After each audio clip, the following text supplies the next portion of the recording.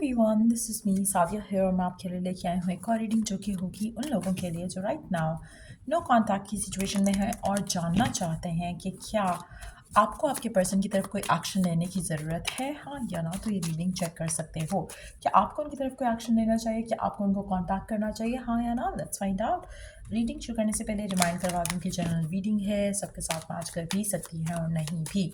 सो जो बातें जो मैसेजेस मैच करते हैं उन मैसेजेस को पिक करो और बाकी सब कुछ छोड़ दो। अगर आप पर्सनल रीडिंग्स चाहते हो पेपॉल से या ईजी पैसे से पेमेंट कर सकते हो, तो कभी रीच आउट करो ताकि आपका भी टाइम वेस्ट नहीं हो और मेरा भी। सो लेट्स सी कि क्या आपको उसको रीच आउट करना चाहिए, हाँ या ना। Knight of pentacles, the high priestess, strength, hangman, sun, King of Pentacles, underneath the deck we do have Ace of Swords.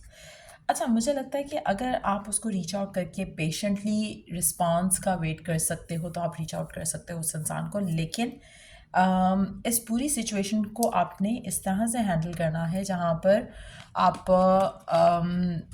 बहुत ही लाइट हार्टेड वे में चीज़ों को लेकर चल सकते हो। सिर्फ तभी रीच आउट करो, क्योंकि आपका उस इंसान को रीच आउट करना चांसेस बहुत स्ट्रांग हैं कि आपको रिस्पॉन्स जो है थोड़ा स्लो मोशन में मिले पर्सन की तरफ से।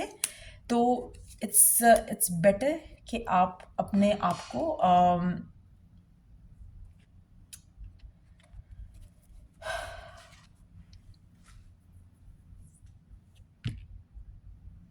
मुझे लगता है कि इट्स बेटर कि अगर आप वेट करो, अगर आप रीच आउट करते हो पॉजिटिव रह के, स्ट्रांग रह के, अपने आप को इमोशनली थोड़ा होल्ड बैक रख के, तो आप रीच आउट करोगे तो रिस्पॉन्स पॉजिटिव मिल सकता है। लेकिन चांसेस बहुत कम है क्योंकि आप शायद इतना स्ट्रांग नहीं होगे। आप कहीं ना कहीं आपके अंदर वो एक इमोशन होगा जिसको आप हाइड करोगे इनिशियली। तो आप initially you will act as if कि हाँ नहीं आप कंट्रोल कर पा रहे हो, लेकिन आप फ़ोन बार बार चेक करोगे, फिर आप वेट करोगे। जब आप वेट करोगे तो इंस्टेड ऑफ गेटिंग हैप्पी आप जो है वो स्ट्रेस्ड आउट होने लगोगे और वो जो एनर्जी है जिससे आप रीच आउट करोगे वो लास्ट नहीं करेगी।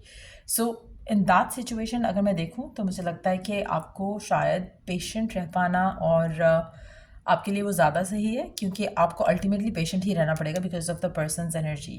Late me take one card from the middle of the deck just to see कि वो आपको लेकर करंटली क्या फील कर रहा है आपका पर्सन। एम्परर पॉजिटिव एनर्जी है, आप रीच आउट करो बट पॉजिटिव एटीट्यूड के साथ। अगर नहीं करोगे पॉजिटिव एटीट्यूड के साथ तो फिर मसला हो सकता है। Let me take more cards, let's see कि और क्या हमें आइडिया होता है।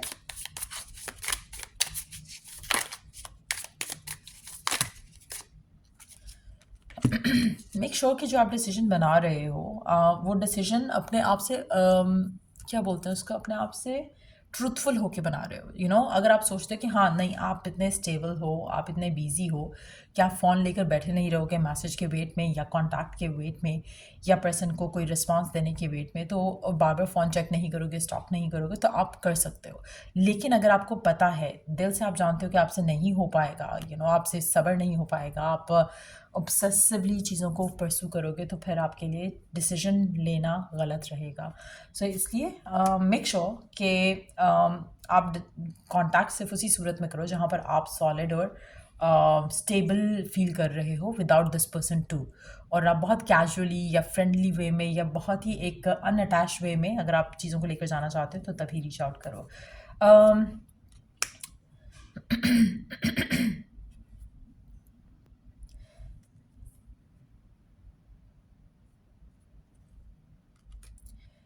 लेकिन लाइक आई सेड अर्लियर, मुझे लगता है कि आप कहीं ना कहीं अपने आप को थोड़ा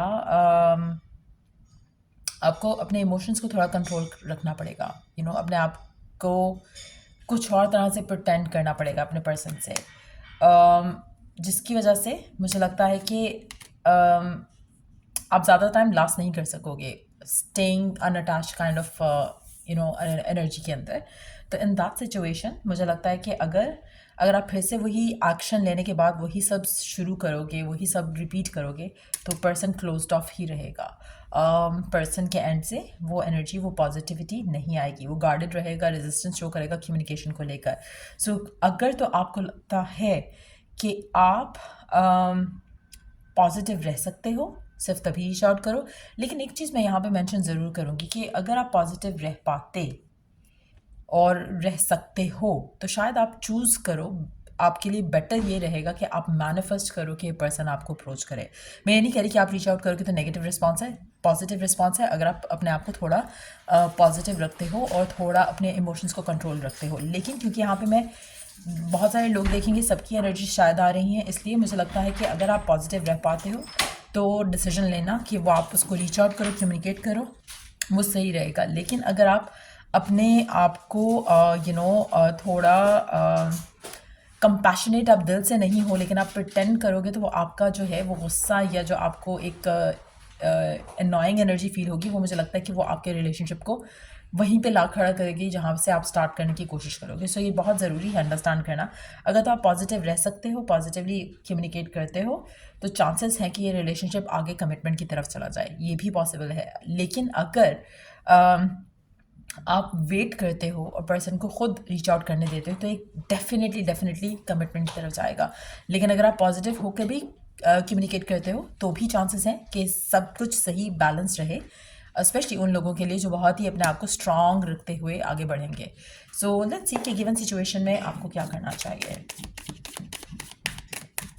इट्स मोर लाइक कि आपको अब तक अंडरस्टैंडिंग आ चुकी होगी कि आपका क्या बिहेवियर और क्या पैटर्न जो है वो आपको नहीं यूज़ करना है अपने रिलेशनशिप में अगेन। तो वो अगर आप उस चीज़ को कंट्रोल कर पाते हो तो things can be positive. But ज़्यादा बेस्ट अगर एक सोल्यूशन है तो वो ये है कि अलाउ दिस पर्सन टू अपने गार्ड्स वो डाउन करे आपके लिए और फिर आपसे खुद रीच आउट करके कमिटमेंट की या शादी की बात करे।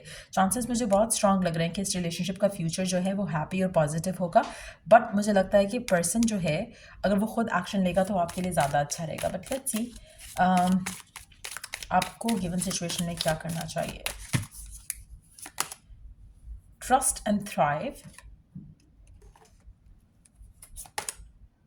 Dream and journey. अच्छा, इन दोनों कार्ड्स के साथ मुझे लगता है कि ट्रस्ट इन द अननोन, मुझे लगता है कि इट्स बेटर कि अगर आप वेट करते हो, इन मतलब ओरेकल गाइडेंस के हिसाब से भी इट्स बेटर कि अगर आप वेट करते हो।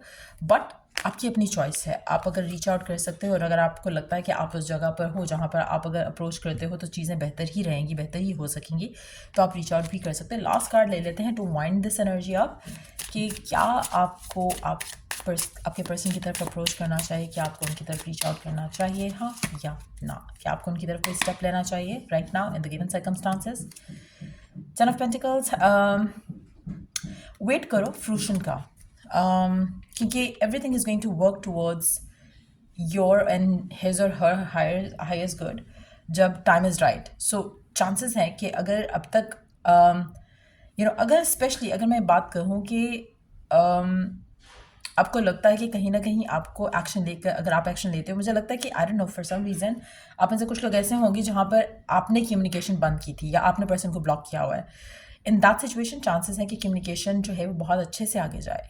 लेकिन वही बात है कि अगर आपका माइंडसेट अच्छा है तो, अगर आपका माइंडसेट अच्छा नहीं है तो जाहिर है it is going to go back to no contact situation. लेकिन अगर आपका माइंडसेट अच्छा है, पॉजिटिव है, आपने अपने ऊपर अपने ऊपर इन द सेंस कि आपने अपने आप को बहुत स्ट्रेंथन अप किया है और आप बहुत पॉजिटिव हो चुके हो और आप पेशेंस रख के आगे कनेक्शन को डील कर सकते हो, तो then go ahead. But otherwise wait करना आपके लिए बेटर है, क्योंकि तब मुझे लगता है कि आपका जो रिलेशनशिप में है वो उसमें आप सक्सेस देखोगे। बट येस, मेजॉरिटी लोगों के लिए कम्युनिकेट करने में आपको सक्सेस मिल सकती है अगर आप अपने आप को पेशेंट रख के चलते हो। अगर आप पेशेंट रख के नहीं चलते हो तो फिर से आपका पर्सन क्लोज्ड ऑफ रहेगा, गार्डेड रहेगा, जो आप नया बिगिनिंग चाह रहे हो रिलेशनशिप में वो नहीं हो पाएगा। लेकिन अगर आप अपने आप को थोड़ा संभाल कर रखते हो, थोड़ा पेशेंस रख के चलते हो, तो फिर आपको आपके पर्सन के साथ सक्सेस मिलने के बहुत ज़्यादा चांसेस हैं। सो यार ये थी रीडिंग आप लोगों की। अगर आपको हेल्प किया हो, गाइड किया हो तो लाइक शेयर और सब्सक्राइब जरूर करो। Till I do the next reading आप लोगों के लिए टेक केयर एंड बाय।